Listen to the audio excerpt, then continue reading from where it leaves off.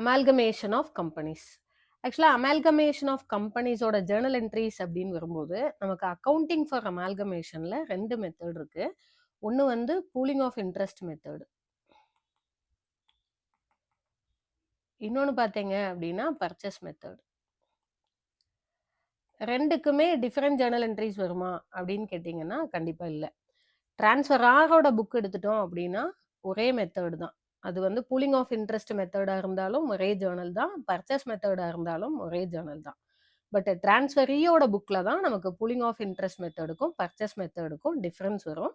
So transferor company அப்படின்னு வரும்போது pooling of interest மெத்தடாக இருந்தாலும் சரி, பர்ச்சேஸ் மெத்தடாக இருந்தாலும் சரி, காமன் ஜேர்னல் என்ட்ரி தான். இப்போ நமக்கு பூலிங் ஆஃப் இன்ட்ரெஸ்ட் மெத்தட் எப்போ வரும் அப்படின்னா, அமால்கமேஷன் மெத்தட் வந்து மர்ஜராக இருந்தால் பூலிங் ஆஃப் இன்ட்ரெஸ்ட் மெத்தடு, பர்ச்சேஸாக இருந்ததுன்னா பர்ச்சேஸ் மெத்தடு. மர்ஜருக்கும் பர்ச்சேஸ் மெத்தடுக்கும் என்ன டிஃபரன்ஸ் அப்படிங்கிறது தியரி கான்செப்டில் பார்த்துக்கலாம். So amalgamation of companies journal entries இந்த books of transferor company pooling of interest மெத்தடாக இருந்தாலும் சரி, பர்ச்சேஸ் மெத்தடாக இருந்தாலும் சரி, டிரான்ஸ்ஃபரார் கம்பெனியில் காமன் ஜேர்னல் என்ட்ரிஸ் தான். ஃபர்ஸ்ட் நம்ம என்ன பண்ணணும் அப்படின்னா, ஆல் த அசெட்ஸ் அண்ட் லைபிலிட்டிஸை நம்ம ரியலைசேஷன் அக்கௌண்ட்டுக்கு ட்ரான்ஸ்ஃபர் பண்ணணும். ஸோ அசெட்ஸை ரியலைசேஷனுக்கு ட்ரான்ஸ்ஃபர் பண்ணுறது தான் first journal entry. So on transfer of assets to realisation account, அதுக்கு ஜேர்னல் என்ட்ரி பார்த்தீங்கன்னா realization account debit to assets. அசெட்ஸ்ன்னு காமனாக போட முடியாது, இண்டிவிஜுவலாக ஒவ்வொரு அசெட்டும் like plant and machinery, furniture, அந்த மாதிரி தனித்தனியாக அசெட்ஸு அதோட புக் வேல்யூ தான் வந்து நம்ம போடணும். ஸோ யாரோட புக்கில், டிரான்ஸ்ஃபராரோட புக்கில் நம்ம அசெட்ஸை வந்து ரியலைசேஷன் அக்கௌண்ட்டுக்கு மாற்றுறது எல்லாமே இட்ஸ் இன் புக் வேல்யூ. அடுத்த என்ட்ரி பார்த்தீங்க அப்படின்னா transfer of liabilities to realisation account. லைபிலிட்டிஸை ட்ரான்ஸ்ஃபர் பண்ணும்போது எவ்ரி லைபிலிட்டிஸ் இண்டிவிஜுவலாக டெபிட் பண்ணுங்க, ரியலைசேஷன் அக்கௌண்ட்டை கிரெடிட் பண்ணுங்க. லைபிலிட்டிஸ் வந்து பேலன்ஸ் ஷீட் வேல்யூ, கிட்டத்தட்ட இதுவும் புக் வேல்யூ மாதிரி தான். ஸோ அசெட்ஸ் வந்து புக் வேல்யூவில் மாற்றணும், லைபிலிட்டிஸும் வந்து பேலன்ஸ் ஷீட் வேல்யூவில் தான் மாற்றுறோம் இந்த புக்ஸ் ஆஃப் டிரான்ஸ்ஃபரார் கம்பெனி. அடுத்தது பார்த்தீங்கன்னா மூணாவது ஜேர்னல் வந்து ஆன் பர்ச்சேஸ் கன்சிடரேஷன் டியூ. முதல்ல டியூ என்ட்ரி, அதுக்கப்புறம் தான் ரெசிப்ட் என்ட்ரி போடணும் பர்ச்சேஸ் கன்சிடரேஷனுக்கு. அமால்கமேஷனை பொறுத்த வரைக்கும் கம்ப்யூட்டேஷன் ஆஃப் பர்ச்சேஸ் கன்சிடரேஷன் வந்து இம்பார்ட்டண்ட்டான adjustment. So purchase consideration calculate பண்ணிட்டு அந்த பர்ச்சேஸ் கன்சிடரேஷனோட டியூ என்ட்ரிக்கு transferee company account debit to realisation account credit. So this is for due entry for consideration. அடுத்து பர்ச்சேஸ் கன்சிடரேஷனோட ரெசிப்ட். ஸோ யூஸ்வலாக பார்த்தீங்கன்னா பர்ச்சேஸ் கன்சிடரேஷனோட ரெசிப்ட்டுங்கிறது ஈக்விட்டி ஷேர்ஸாக இருக்கலாம், ப்ரிஃபரன்ஸ் ஷேர்ஸாக இருக்கலாம், கேஷாக இருக்கலாம். ஸோ அது என்ன ரிசீவ் பண்ணியிருக்கோமோ, எந்த மோடில் நம்ம ரிசீவ் பண்ணியிருக்கோமோ அந்த மோடை டெபிட் பண்ணுங்க. அதை வந்து டெபிட் பண்ணும்போது என்னன்னா, if it is equity shares, அப்போ நம்ம எழுதும்போது equity shares of transferee company account debit, and preference shares capital account of transferee company account debit, bank account debit to transferee company அப்படின்னு டிரான்ஸ்ஃபரி கம்பெனியை கிரெடிட் பண்ணிக்கிறோம். இங்கே நம்ம போடக்கூடிய அமௌண்ட்டும் இதில் நம்ம போடக்கூடிய அமௌண்ட்டும் சேமாக இருக்கணும், ஏன்னா பர்ச்சேஸ் கன்சிடரேஷன் டியூவை தான் நம்ம ரிசீவ் பண்ணுறோம். அடுத்த entry sale of assets which is not taken over by transferee company. Merger மெத்தடாக இருந்தால் all assets and liabilities has to be taken over by transferee company. If it is purchase method, சில அசெட்ஸோ சில லைபிலிட்டிஸோ டிரான்ஸ்ஃபரி company எடுத்துக்காம இருக்கலாம். அப்போ merger மெத்தடாக இருந்தால் இந்த என்ட்ரி நம்பர் 5 and 6 வராது, அதே பர்ச்சேஸ் மெத்தடாக இருந்தால் 5 and 6 வரும்.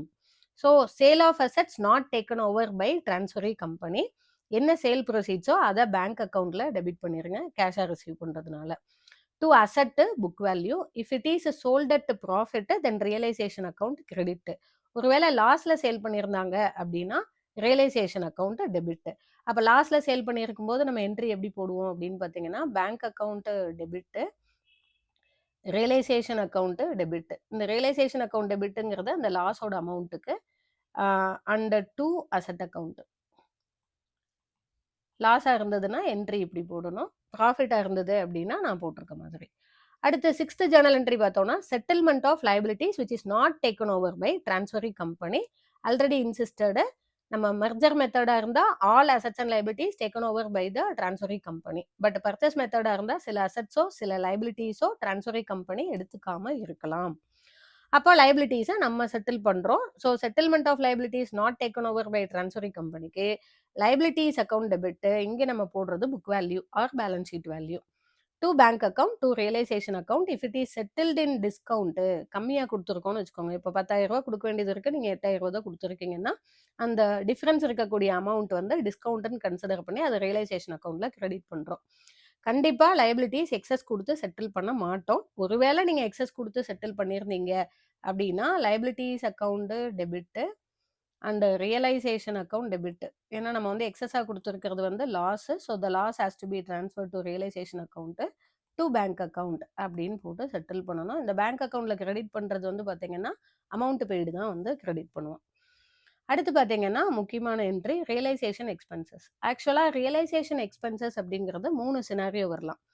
த ஃபர்ஸ்ட் சினாரியோ பார்த்தீங்கன்னா realization expenses incurred by transferor company. Transferor கம்பெனியை அந்த செலவை மெட் அவுட் பண்ணிக்கிறாங்க ஃப்ரம் தேர் ஓன் ஃபண்ட். அப்போ realization account debit to bank அக்கௌண்ட்னு வந்துடும். In case realization expenses incurred by transferee கம்பெனினா அது டிரான்ஸ்ஃபரி கம்பெனியோட புக்கில் தான் வரும். So no entry in the books of transferor. Realization expenses incurred by transferor company, reimbursed by transferring company. அப்போ expenses அவங்க இன்கர் பண்ணும்போது transferee company account debit to bank account அப்படின்னு போட்டுக்கிறோம். அந்த எக்ஸ்பென்சஸை நம்ம டிரான்ஸ்ஃபரி கம்பெனிலேருந்து ரெக்கவரி பண்ணும்போது bank account debit to transferee கம்பெனின்னு போடுறோம். பட் இதில் வந்து பார்த்தீங்க அப்படின்னா நம்ம ஸ்பெண்ட் பண்ண ஃபுல் அமௌண்ட்டும் அவங்க கொடுத்துட்டாங்க அப்படின்னா நம்ம bank account debit to transferee கம்பெனின்னு போட்டுடலாம். இன்கேஸ் நமக்கு வந்து ரியலைசேஷன் எக்ஸ்பென்சஸ் வந்து ஸ்பெண்ட் பண்ணியிருக்கோம், பட் அதில் வந்து ஒரு போர்ஷன் மட்டும்தான் நமக்கு ரெக்கவரி ஆகும் அப்படிங்கிற பட்சத்தில் நீங்கள் ஃபர்ஸ்ட் ஜேர்னல் என்ட்ரி வந்து என்ன பண்ணிக்கணும் அப்படின்னா டிரான்ஸ்ஃபரி கம்பெனி நமக்கு எவ்வளோ தருவாங்களோ அதை மட்டும் டிரான்ஸ்ஃபரி கம்பெனி அக்கௌண்ட் டெபிட் போட்டுட்டு அந்த டிஃப்ரென்ஸ் இருக்கிற அமௌண்ட்டை நம்ம ஃபர்ஸ்ட் ஜேர்னல் என்ட்ரிலே என்ன பண்ணிடலாம் realisation account debit to bank account அப்படின்னு போட்டுரும். இன்கேஸ் வந்து நீங்கள் 12,000 ரியலைசேஷன் எக்ஸ்பென்சஸ் இன்கர் பண்ணுறீங்க, 10,000 தான் நீங்கள் டிரான்ஸ்ஃபரி கம்பெனிலேருந்து ரெக்கவரி பண்ண முடியும்னா transferee company account debit 10,000, realization account debit 2,000, to bank account 12,000 அப்படின்னு போட்டுக்கிறோம். ஸோ இது வந்து depends on the scenario given in the problem. நம்ம இதுக்கு ஜேர்னல் என்ட்ரி எப்படி போடுறதுங்கிறத பார்த்துக்கோங்க. ஸோ ஃபுல் அமௌண்ட்டுமே நமக்கு ரீஇம்பர்ஸ் ஆகும்னா first entry transferee company account debit to bank account. In case நமக்கு வந்து கம்மியாக தான் அவங்க வந்து நமக்கு ரீஇம்பர்ஸ் பண்ணுவாங்க அப்படின்னா அப்போ எவ்வளோ ரீஇம்பர்ஸ் பண்ணுவாங்களோ அதை மட்டும் தான் நம்ம டிரான்ஸ்ஃபரி கம்பெனியில் டெபிட் பண்ணணும். டிஃப்ரென்ஸ் இருக்கிற அமௌண்ட் வந்து ரியலைசேஷன் அக்கௌண்ட்டில் தான் டெபிட் பண்ணணும். அடுத்து பார்த்தீங்கன்னா இன்கேஸ் ப்ரிஃபரன்ஸ் ஷேர் ஹோல்டர்ஸ் இருக்காங்க அப்படின்னா அவங்களோட டியூ என்ட்ரி வந்து ஃபர்ஸ்ட் என்ன பண்ணுங்க, preference share capital account debit. இங்கே ப்ரிஃபரன்ஸ் ஷேர் கேபிட்டல்னு போடும்போது அதில் என்ன டிவிடெண்ட் ரேட்டு கொடுத்துருக்காங்களோ அதோட சேர்த்து தான் போடணும் நம்ம. So preference share capital account debit, realization account debit. In case preference share ஹோல்டர்ஸ்க்கு ஏதாவது எக்ஸஸாக செட்டில் பண்ணுறாங்கன்னு வச்சுக்கோங்க. இப்போ வந்து 2 lakh worth of preference share ஹோல்டர்ஸ்க்கு 2,40,000 கொடுக்குறாங்க. So it's worth only 2 lakh. அதாவது அதோட ஃபேஸ் வேல்யூ 2 lakh தான், பட் 2,40,000 கொடுத்து செட்டில் பண்ணுறாங்க அப்படின்னா நம்ம இங்கே பெர்சன்டேஜ் ஆஃப் ப்ரிஃபரன்ஸ் ஷேர் கேபிட்டல்னு வர இடத்துல 2 lakhs போட்டுட்டு அந்த எக்ஸஸ் இருக்கிறது வந்து it is a loss to equity share holders. அதனால அதை வந்து நம்ம ரியலைசேஷன் அக்கௌண்ட்ல டெபிட் பண்ணுறோம். அட்பார் தான் செட்டில் பண்ணுறாங்கன்னா அந்த ரியலைசேஷன் அக்கௌண்ட் வராது. இன்கேஸ் கம்மியாக செட்டில் பண்ணுறாங்கன்னு வச்சுக்கோங்க, சுச்சுவேஷன் வராது. இன்கேஸ் கம்மியாக செட்டில் பண்ணுறாங்க அப்படின்னா ரியலைசேஷன் அக்கௌண்ட்ல கிரெடிட் பண்ணிக்கோங்க. அடுத்து settlement to preference share holders. So அப்போ ப்ரிஃபரன்ஸ் ஷேர் ஹோல்டர்ஸ்க்கு என்ன கமிட் பண்ணியிருக்காங்களோ அதை செட்டில் பண்ணணும். ஸோ ப்ரிஃபரன்ஸ் ஷேர் ஹோல்டர்ஸ்க்கு செட்டில் பண்ணுறதுக்கு நம்ம வந்து டிரான்ஸ்ஃபரி கம்பெனிலேருந்து ரிசீவ் பண்ண ப்ரிஃபரன்ஸ் ஷேர் கேபிட்டலோ கேஷோ கொடுத்து தான் செட்டில் பண்ணுவோம். So preference share holders account debit to cash or bank account to preference share capital of transferee company. ஏன்னா நம்ம ப்ரிஃபரன்ஸ் ஷேர் கேபிட்டலை நம்ம செட்டில் பண்ணிடுறோம், ஃபுல்லாகவே க்ளோஸ் பண்ணுறதுனால அவங்களுக்கு வந்து நம்ம கொடுத்து செட்டில் பண்ணுறது preference share capital of transferee company தான் கொடுத்து செட்டில் பண்ணுவோம். அடுத்து பார்த்தீங்கன்னா நம்ம லாஸ்ட்டாக போட வேண்டியது amount due to equity share holders. Equity share ஹோல்டர்ஸோட டியூங்கிறது ஈக்விட்டி ஷேர் கேபிட்டலோட பேலன்ஸு, பேலன்ஸ் ஷீட்டில் இருக்கக்கூடிய ஆல் ரிசர்வ்ஸ் அது statutory reserve, non statutory reserve அப்படிங்கிற டிஃபரன்சியேஷனே நம்ம இங்கே பண்ண வேண்டியதில்லை. All reserves account debit. Realization அக்கௌண்ட்ல கிரெடிட் பேலன்ஸ் இருந்ததுன்னா ரியலைசேஷன் அக்கௌண்ட்டை டெபிட் பண்ணுங்க. இன்கேஸ் ரியலைசேஷன் அக்கௌண்ட்ல கிரெடிட் பேலன்ஸ் இருந்தது அப்படின்னா ரியலைசேஷன் அக்கௌண்ட்டை வந்து ரியலைசேஷன் அக்கௌண்ட்ல கிரெடிட் பேலன்ஸ் இருந்தால் டெபிட் பண்ணுங்க, டெபிட் பேலன்ஸ் இருந்ததுன்னா கிரெடிட் பண்ணுங்க.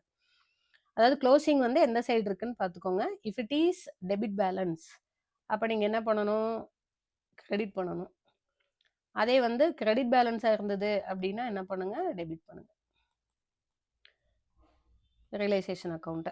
ஸோ அப்போ இங்கே equity share capital account debit, reserves account debit, realization account debit. இங்கே வந்து நான் ரியலைசேஷன் ப்ராஃபிட்னு அசியூம் பண்ணியிருக்கேன். கிரெடிட் பேலன்ஸ் அப்படின்னா தான் நான் டெபிட் பண்ணணும்.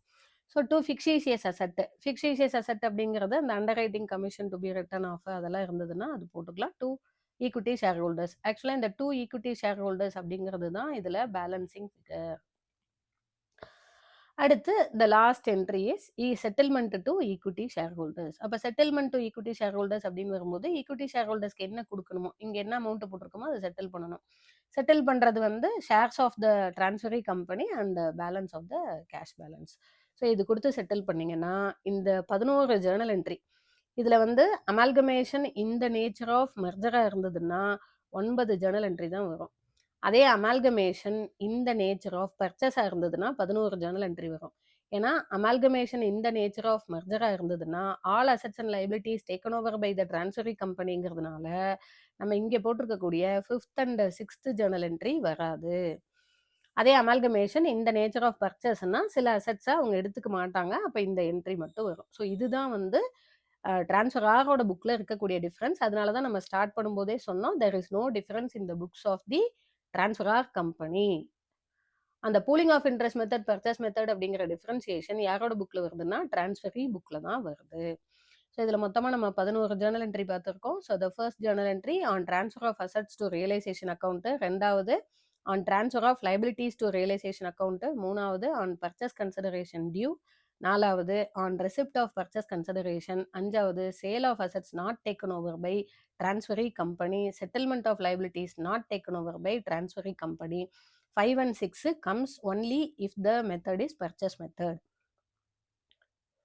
And 7th one realization expenses. அதில் 3 scenario சொன்னோம். realization expenses incurred by transferor company, realization expenses incurred by transferee company, realization expenses incurred by transferor company which is reimbursed by transferee company. And 8th one amount due to preference shareholders, 9th settlement to preference shareholders, 10th one amount due to equity shareholders, 11th one settlement to equity shareholders. அமால்கமேஷனை பொறுத்த வரைக்கும் இந்த 11 Journal என்ட்ரிஸை மைண்டில் வச்சு purchase கன்சிடரேஷனோட 4 மெத்தடையும் தரவாக பார்த்துருந்தீங்கன்னா ஈஸியாக some போட்டுட்டு போயிட்டே இருக்கலாம். அடுத்து வந்து நம்ம பார்க்க போகிறது journal entries in the books of transferee company. So transferee கம்பெனிங்கும் போது பர்ச்சேஸ் மெத்தடுக்கு வேறு ஜேர்னல் என்ட்ரி வரும், பூலிங் ஆஃப் இன்ட்ரெஸ்ட்டுக்கு வேறு ஜேர்னல் என்ட்ரி வரும். பட் ஒரு இடத்துல மட்டும்தான் டிஃப்ரென்ஸ் வரும், அது எந்த இடம்னு சொல்கிறேன். இப்போ இதில் ஃபர்ஸ்ட் என்ட்ரி பார்த்தீங்கன்னா due entry for business purchase. அப்போ இவங்க வந்து பிஸ்னஸை பர்ச்சேஸ் பண்ணுறாங்க. யாரோட பிஸ்னஸை பர்ச்சேஸ் பண்ணுறாங்க? டிரான்ஸ்ஃபரார் கம்பெனியோட பிஸ்னஸை இவங்க பர்ச்சேஸ் பண்ணுறாங்க. அப்போ டிரான்ஸ்ஃபரார் கம்பெனியோட பிஸ்னஸை பர்ச்சேஸ் பண்ணும்போது business purchase account debit to liquidator of transferor company அப்படின்றது தான் purchase consideration payable to liquidator of transferor company. இதில் நீங்கள் பர்ச்சேஸ் கன்சிடரேஷன் கேல்குலேஷன் தப்பாக போட்டிங்கன்னா இந்த இடம் தப்பாயிரும். அதனால பர்ச்சேஸ் கன்சிடரேஷன் கேல்குலேஷன் ரொம்ப கிளியராக பார்த்துக்கோங்க. அடுத்த என்ட்ரி பார்த்தீங்கன்னா incorporation of assets and liabilities taken over from transferor company. ஆக்சுவலாக இது வந்து நம்ம பர்ச்சேஸ் மெத்தட் அப்படின்னு போடுறதுனால all assets and liabilities take over பண்ணியிருக்க மாட்டாங்க.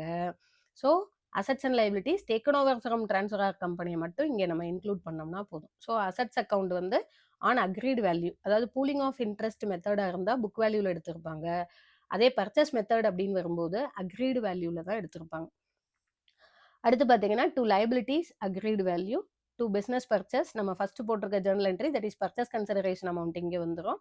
அண்டு இங்கே வந்து பார்த்தீங்க அப்படின்னா நம்ம ரிசர்வ்ஸ் ஆஃப் த ஆசிட்டிஸ் purchase method reserves of the transferor company எடுத்திருக்க மாட்டோம். அப்போது இங்கே வந்து credit side more than debit சைடாக இருந்தால் பேலன்சிங் ஃபிகரை குட்வில்ல போடுங்க. அதாவது இந்த இடம் ஜாஸ்தியாக இருந்தால் நம்ம குட்வில்ல போடணும். அதே இது ஜாஸ்தியாக இருந்தது அப்படின்னா பேலன்சிங் ஃபிகர் வந்து கேபிட்டல் ரிசர்வில் போடணும். ஸோ டெபிட் சைடு அதிகமாக இருந்ததுன்னா பேலன்சிங் ஃபிகர் கேபிட்டல் ரிசர்வ்னு போடுங்க. வாட் இட் மீன்ஸ் அப்படின்னா நம்ம அசட்டோட வேல்யூவை விட நம்ம பே பண்ண பர்ச்சேஸ் கன்சிடரேஷன் கம்மியாக பே பண்ணியிருக்கோம்னு அர்த்தம். ஸோ கம்மியாக பே பண்ணியிருக்கோம் அப்படின்னு வரும்போது கேபிட்டல் ரிசர்வை கிரெடிட் பண்ணுங்க. ஒருவேளை கிரெடிட் சைடு அதிகமாக இருந்தது அப்படின்னா பர்ச்சேஸ் கன்சிடரேஷன் அசட் வேல்யூவை விட அதிகமாக பே பண்ணியிருக்காங்கன்னு அர்த்தம். ஸோ எக்ஸஸை குட்வில் அக்கௌண்ட்டில் டெபிட் பண்ணிடுங்க. ஸோ இங்கே வந்து அந்த குட்விலோ கேபிட்டல் ரிசர்வோ, குட்வில்லாக இருந்ததுன்னா excess of consideration over net assets taken over, capital ரிசர்வாக இருந்தால் excess of net assets taken over consideration. ஓகேங்களா? அடுத்த என்ட்ரி பார்த்தோம் அப்படின்னா, discharge of purchase consideration. Purchase consideration discharge பண்ணும்போது liquidator of transfer company account debit to நம்ம கொடுக்குறது நம்ம ட்ரான்ஸ்ஃபரி கம்பெனியோட ஈக்விட்டி ஷேர் கேபிட்டலாவோ ப்ரிஃபரன்ஸ் ஷேர் கேபிட்டலாவோ கொடுப்போம்.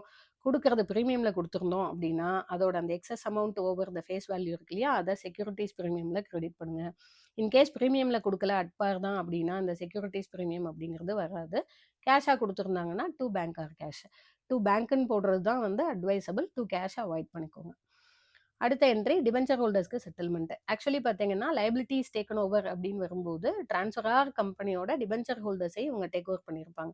பட் அவங்க கிட்ட வந்து டிரான்ஸ்ஃபரார் கம்பெனியோட டிபென்ச்சர்ஸ் தான் இருக்கும். அதை வச்சு அவங்க அப்படியே கண்டினியூ பண்ண முடியாது. ஏன்னா டிரான்ஸ்ஃபரார் கம்பெனியே க்ளோஸ் ஆயிரும். அதனால அவங்களோட டிபென்ச்சர்ஸுக்கு, அதாவது டிபென்ச்சர்ஸ் இன் டிரான்ஸ்ஃபரார் கம்பெனிக்கு பதிலாக debentures of the transferee company கொடுத்து செட்டில் பண்ணணும். அது வந்து டிஸ்கவுண்ட்லேயும் கொடுத்துருப்பாங்க, செட்டில் பண்ணியிருப்பாங்க, இல்லை ப்ரீமியம்லேயும் செட்டில் பண்ணியிருப்பாங்க. ஸோ ப்ரீமியமில் செட்டில் பண்ணியிருந்தாங்கன்னா to debentures to securities premium அப்படின்னு போட்டுக்கிறோம். Journal entries debentures in transfer company account debit to debentures to securities premium. ஒருவேளை டிஸ்கவுண்ட்டில் செட்டில் பண்ணியிருந்தாங்க அப்படின்னா debentures in transfer company account debit discount on issue of debentures account debit to debentures அப்படின்னு போட்டுக்கலாம். So மோஸ்ட்டாக securities premium வர மாதிரி வரும், இல்லை அட்பார் வரும். அடுத்து அங்கே போட்ட மாதிரியே இங்கேயும் ரியலைசேஷன் எக்ஸ்பென்சஸ்க்கு வந்து 3 சினாரியோ இருக்குது. Realisation expenses incurred by transferee கம்பெனினா அவங்க either goodwill or capital reserve. Capital ரிசர்வ்ல பேலன்ஸ் இருந்ததுன்னா கேபிட்டல் ரிசர்வ் டெபிட் பண்ணணும். ஒருவேளை கேபிட்டல் ரிசர்வ்ல பேலன்ஸ் இல்லைன்னா தான் குட்வில் அக்கௌண்ட் டெபிட் பண்ணணும். To bank account realisation expenses ஸ்பென்ட்டுக்கு. ஒருவேளை realisation expenses incurred by transferor கம்பெனியாக இருந்தால் என்ட்ரி தேவையில்லை டிரான்ஸ்ஃபரியோட புக்ஸில். Realisation expenses incurred by transferor company reimbursed by transferee company. So இவங்க எவ்வளோ அமௌண்ட் ரீஇம்பர்ஸ் பண்ணுறாங்களோ அதை மட்டும் goodwill account or capital reserve account. As already said, capital ரிசர்வ்ல பேலன்ஸ் இருந்தால் கேபிட்டல் ரிசர்வ் டெபிட் பண்ணுங்க. இன்கேஸ் கேபிட்டல் ரிசர்வ் பேலன்ஸ் இல்லை அப்படின்னா குட்வில் அக்கௌண்ட்டை டெபிட் பண்ணுங்க. அடுத்து பார்த்தீங்கன்னா unrealised profits on goods sold by one company to the other and remaining unsold on the date of amalgamation. In case before the scheme of amalgamation transferor company transferee கம்பெனிக்கு sale பண்ணியிருந்தாலோ அல்லது டிரான்ஸ்ஃபரி company டிரான்ஸ்ஃபரார் கம்பெனிக்கு sale பண்ணியிருக்காங்க அப்படின்னு வரும்போது அந்த sale பண்ண goods கம்ப்ளீட்டாக sale ஆகிருந்தால் problem இல்லை. இன்கேஸ் அந்த டிரான்ஸ்ஃபர் பண்ண கூட்ஸு க்ளோசிங் ஸ்டாக்ல இருக்குது அப்படின்னா அது இன்டர்னல் ப்ராஃபிட்னு வரும். நம்ம வந்து இன்டர்னல் ப்ராஃபிட்டை அக்கௌண்ட் பண்ண முடியாது. ஸோ அதில் இருக்கக்கூடிய ப்ராஃபிட்டை நம்ம என்ன பண்ணுறோம், ஸ்டாக் ரிசர்வுக்கு மாற்றுறோம். That is capital reserve or goodwill account debit to stock reserve account. அடுத்து வந்து இது பர்ச்சேஸ் மெத்தட் அப்படிங்கிறதுனால நம்ம ரிசர்வ்ஸ் எதையுமே டேக் ஓவர் பண்ணலை. ஸோ அப்போ நம்ம என்ன பண்ணுறோம் அப்படின்னா ஸ்டாச்சுட்டரி ரிசர்வ்ஸ்க்கு மட்டும் amalgamation adjustment account debit to statutory reserves அப்படின்னு போட்டுக்கிறோம். ஆக்சுவலாக பேலன்ஸ் ஷீட்டில் இதை டிஸ்க்ளோஸ் பண்ணும்போது அமால்கமேஷன் அட்ஜஸ்ட்மெண்ட் அக்கௌண்ட்டை நம்ம 2 ஆஸ்பெக்டில் டிஸ்க்ளோஸ் பண்ணலாம். ஒன்று ரிசர்வ்ஸ் அண்ட் சர்ப்ளஸில் நெகட்டிவ் பேலன்ஸாக காமிக்கலாம், இல்லை நான் கரண்ட் அசெட்டில் காமிக்கலாம். பட் யூஸ்வலாக நம்ம என்ன பண்ணுவோம் அப்படின்னா ரிசர்வ்ஸ் அண்ட் சர்ப்ளஸில் நெகட்டிவ் பேலன்ஸாக தான் காமிப்போம். ஸோ பர்ச்சேஸ் மெத்தடாக இருந்தால் மட்டும்தான் அமால்கமேஷன் அட்ஜஸ்ட்மெண்ட் அக்கௌண்ட் வரும். அடுத்த என்ட்ரி வந்து செட் ஆஃப் இன்டர் கம்பெனி ஓயிங்ஸ். அதாவது வந்து பிஃபோர் அமால்கமேஷன் ஸ்கீமு இன்கேஸ் ஒருத்தர் வந்து இன்னொருத்தருக்கு ப்ராடக்ட் சப்ளை பண்ணியிருக்காங்க அப்படிங்கும்போது ஒருத்தரோட புக்கில் அது கிரெடிட்டார் பேலன்ஸில் இருக்கும், இன்னொருத்தரோட புக்கில் அது டெட்டார் பேலன்ஸில் இருக்கும். பட் ரெண்டுமே இப்போ கம்பைன் ஆகிட்டதுனால நம்ம அந்த கிரெடிட்டார் டெட்டார் பேலன்ஸஸை செட் ஆஃப் பண்ணிக்கிறோம். So creditors account debit to debtors account. அதில் வந்து minimum of the balance outstanding. Sometimes என்னன்னா இவங்க புக்கில் ஏதாவது டிரான்சிட்டில் இருக்கலாம். டிரான்சிட்டில் இருக்குது அப்படிங்கும்போது 2 பேரோட புக்கில் எதில் மினிமம் வேல்யூ காமிக்கிறாங்களோ அதை தான் செட் ஆஃப் பண்ண முடியும். அடுத்து set off inter company loans liability account debit to loans and advances account asset. So இப்போ இதில் வந்து என்ன ஒருத்தரோட புக்கில் அது அசெட் சைடு காமிச்சிருப்பாங்க, இன்னொருத்தரோட புக்கில் லைபிலிட்டியில் காமிச்சிருப்பாங்க. பட் அது இன்டர் கம்பெனி, 2 கம்பெனியும் மெர்ஜ் ஆகிட்டதுனால even if it is a purchase மெத்தடாக இருந்தால் கூட 2 கம்பெனியுமே இனி எக்ஸிஸ்ட் ஆக போகிறதுல ஒரு கம்பெனி தான் எக்ஸிஸ்ட் ஆக போகுது. ஸோ அந்த கம்பெனியோட லைபிலிட்டியோ அசெட்டோ இவங்க டேக் ஓவர் பண்ணியிருக்காங்க அப்படிங்கிறதுனால அதை செட் ஆஃப் பண்ணிக்கணும். ஸோ இது வந்து இந்த last 2 entry exceptional. More or less பார்த்தீங்க அப்படின்னா ஃபஸ்ட்டு 7 என்ட்ரிஸ் தான் வரும். In case of purchase method இந்த 7 என்ட்ரிஸை தெளிவாக ஞாபகம் வச்சுக்கோங்க. டிரான்ஸ்ஃபரார் கம்பெனியில் கூட ஜேர்னல் என்ட்ரிஸ் அதிகமாக கேட்கறது இல்லை. பட் டிரான்ஸ்ஃபரி கம்பெனியோடது ஜேர்னல் என்ட்ரிஸ் தான் மெஜாரிட்டி கேட்குறாங்க. அதனால ஜேர்னல் என்ட்ரிஸ் தரவாக இருந்தோம் அப்படின்னாலே ஒரு சம்ம பார்க்கும்போது நம்மளால ஈஸியாக அப்ரோச் பண்ணிட முடியும். ஸோ ஜேர்னல் என்ட்ரிஸ் தரவு பண்ணிக்கோங்க. அடுத்த மெத்தடு பார்த்தீங்கன்னா journal entries in the books of transferee company. இது வந்து pooling of interest method. Pooling of interest method அப்படின்னு வரும்போது இந்த செகண்ட் என்ட்ரி கொஞ்சம் மாறும், அந்த அமால்கமேஷன் அட்ஜஸ்ட்மெண்ட் வராது, அவ்வளோதான் டிஃப்ரென்ஸு. ஸோ ஃபர்ஸ்ட் வந்து due entry for business purchase. இது வந்து 2 மெத்தட்லையுமே ஒரே ஜேர்னல் தான். Business purchase account debit to liquidator of transfer company. அடுத்தது பார்த்தீங்கன்னா incorporations of asset liabilities and reserves of transfer company. இது வந்து பூலிங் ஆஃப் இன்ட்ரெஸ்ட் மெத்தட் அப்படிங்கிறதுனால அசட்டு புக் வேல்யூவில் தான் எடுத்திருக்கணும், லைபிலிட்டிஸ் புக் வேல்யூவில் தான் எடுத்திருக்கணும். ட்ரான்ஸ்ஃபர் கம்பெனியோட ஃப்ரீ ரிசர்வ்ஸே எடுத்துருக்கணும், ஸ்டாச்சுட்டரி ரிசர்வ்ஸும் எடுத்துக்கணும், பிஎன்எல் பேலன்ஸே எடுத்துக்கணும். பாக்கி இருக்கிறது பிஸ்னஸ் கன்சிடரேஷன். இங்கே டிஃப்ரென்ஸ் ஏதாவது வருது அப்படின்னா அந்த டிஃப்ரென்ஸ் வந்து has to be adjusted with free reserves of selling company. அந்த ஃப்ரீ ரிசர்வ்ஸ் ஆஃப் செல்லிங் கம்பெனியில் அட்ஜஸ்ட் பண்ண முடியல அப்படின்னா அடுத்து ஃப்ரீ ரிசர்வ்ஸ் ஆஃப் பர்ச்சேசிங் கம்பெனியில் அட்ஜஸ்ட் பண்ணோம். அதுலேயும் அட்ஜஸ்ட் பண்ண முடியலன்னா ப்ராஃபிட் அண்ட் லாஸ் அக்கௌண்ட்டில் அட்ஜஸ்ட் பண்ணிக்கலாம். ஸோ இதில் வரக்கூடிய டிஃப்ரென்ஸ் அப்படிங்கிறத அந்த எக்ஸஸ் ஆர் டெஃபிசிட்டோட டிஃப்ரென்ஸ் அப்படிங்கிறத நம்ம எப்படி ட்ரீட் பண்ணோம் அப்படிங்கிற சீக்வன்ஸ் வந்து இங்கே கொடுத்துருக்கோம். ஃப்ரீ ரிசர்வ்ஸ் ஆஃப் செல்லிங் கம்பெனியில் ஃபஸ்ட்டு அட்ஜஸ்ட் பண்ணோம், அதுக்கப்புறம் free reserves of purchasing company, அதுக்கப்புறம் ப்ராஃபிட் அண்ட் லாஸ் அக்கௌண்ட். அதுலேயும் அட்ஜஸ்ட் பண்ண முடியல அப்படின்னு வந்தால் தான் நம்ம குட்வில் அக்கௌண்ட் அப்படிங்கிறத டெபிட்டே பண்ண முடியும் இங்கே. ஸோ ஆல்ரெடி ரிசர்வ்ஸ் இருக்கிறதுனால ஃபர்ஸ்ட் வந்து we have to adjust in the reserve balances. அது வந்து செல்லிங் கம்பெனியோட ரிசர்வ்ஸ் மட்டும் இல்லை, பர்ச்சேசிங் கம்பெனியோட ரிசர்வ்ஸ்லேயும் அந்த அமௌண்ட்டை அட்ஜஸ்ட் பண்ண முடியும். ஸோ அதையும் தாண்டி எக்ஸஸ் பே பண்ணியிருந்தாங்கன்னா தான் குட்வில் அக்கௌண்ட்டை டெபிட் பண்ண முடியும். சம்டைம்ஸ் கன்சிடரேஷன் பெய்டு வந்து லெஸ் தேன் தி பெய்டப் ஷேர் கேபிட்டலாக இருந்தது அப்படின்னா நீங்கள் வந்து டிஃப்ரென்ஸை வந்து என்ன பண்ணிக்கலாம், கேபிட்டல் ரிசர்வில் கிரெடிட் பண்ணிக்கலாம். ஸோ அப்போ கன்சிடரேஷன் மோர் தேன் பெய்டப் ஷேர் கேபிட்டலாக இருந்தால் நம்ம என்ன பண்ணணும், ஃபர்ஸ்ட் வந்து ஃப்ரீ ரிசர்வ்ஸ் ஆஃப் செல்லிங் கம்பெனியில் அட்ஜஸ்ட் பண்ணுறோம், அடுத்து ஃப்ரீ ரிசர்வ்ஸ் ஆஃப் பர்ச்சேசிங் கம்பெனியில் அட்ஜஸ்ட் பண்ணுறோம், அதுக்கப்புறம் தான் ப்ராஃபிட் அண்ட் லாஸ் அக்கௌண்ட்டில் அட்ஜஸ்ட் பண்ணுறோம். இன்கேஸ் கன்சிடரேஷன் பெய்டு வந்து லெஸ் தேன் பெய்டப் ஷேர் கேபிட்டலாக இருந்தால் கேபிட்டல் ரிசர்வில் கிரெடிட் பண்ணிக்கிங்க.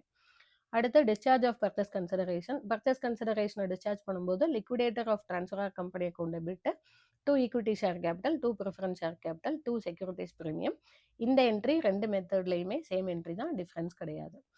அடுத்து debentures issued to debenture holders of transfer company. இதுவும் வந்து similar to that of the pooling of interest method தான். Debentures in transfer company, debentures account, securities premium. அடுத்து realisation expenses, இதுவும் சிமிலர் தான். ஸோ ஃபர்ஸ்ட் வந்து expenses incurred by transferee company, expenses incurred by transfer company, reimbursed by transferee company, same as like pooling of interest method. அடுத்து unrealised profit, இதோட அட்ஜஸ்ட்மெண்ட்டும் same தான். Set off inter company ஓயிங்ஸும் sames தான், set off inter company லோன்ஸும் same தான். So இப்போ வந்து நம்ம ஃபர்ஸ்ட்டில் அதாவது பர்ச்சேஸ் மெத்தடில் போடும்போது 9 ஜேர்னல் என்ட்ரி போட்டோம், இங்கே 8 ஜேர்னல் என்ட்ரி போடுறோம். ஏன் அந்த ஒரு ஜேர்னல் என்ட்ரி மிஸ்ஸிங் அப்படின்னா நம்ம பூலிங் ஆஃப் இன்ட்ரெஸ்ட் மெத்தடில் வந்து அமால்கமேஷன் அட்ஜஸ்ட்மெண்ட் அக்கௌண்ட்டு வராது. அதே வந்து பர்ச்சேஸ் மெத்தடாக இருந்தது அப்படின்னா ஸ்டாச்சுட்டரி ரிசர்வ்ஸ்க்காக நம்ம அமால்கமேஷன் அட்ஜஸ்ட்மெண்ட் அக்கௌண்ட் அப்படிங்கிறது போடுவோம். ஸோ இன் டோட்டல் இந்த புக்ஸ் ஆஃப் ட்ரான்ஸ்ஃபரி கம்பெனி அப்படின்னு வரும்போது நீங்கள் 9 ஜேர்னல் என்ட்ரிஸ் பார்த்துக்கோங்க. இதில் வந்து எந்த ஜேர்னல் என்ட்ரி 2 மெத்தடுக்கும் இடையில டிஃப்ரென்ஸ் அப்படின்னு பார்த்தீங்கன்னா செகண்ட் ஜேர்னல் என்ட்ரி மட்டும்தான், மற்றது எல்லாமே more or less same. Second journal entry வந்து ஒன்று டிஃப்ரென்ஸு, இன்னொன்று வந்து அந்த அமால்கமேஷன் அட்ஜஸ்ட்மெண்ட்டுக்கு ஜேர்னல் என்ட்ரி போடுறதும் ஒன்று. இது 2 மட்டும்தான் டிஃப்ரென்ஸ். மற்றபடி வந்து 2 மெத்தடும் காமன் தான். டோட்டலாக 9 ஜேர்னல் என்ட்ரிஸ் பார்த்துக்கோங்க.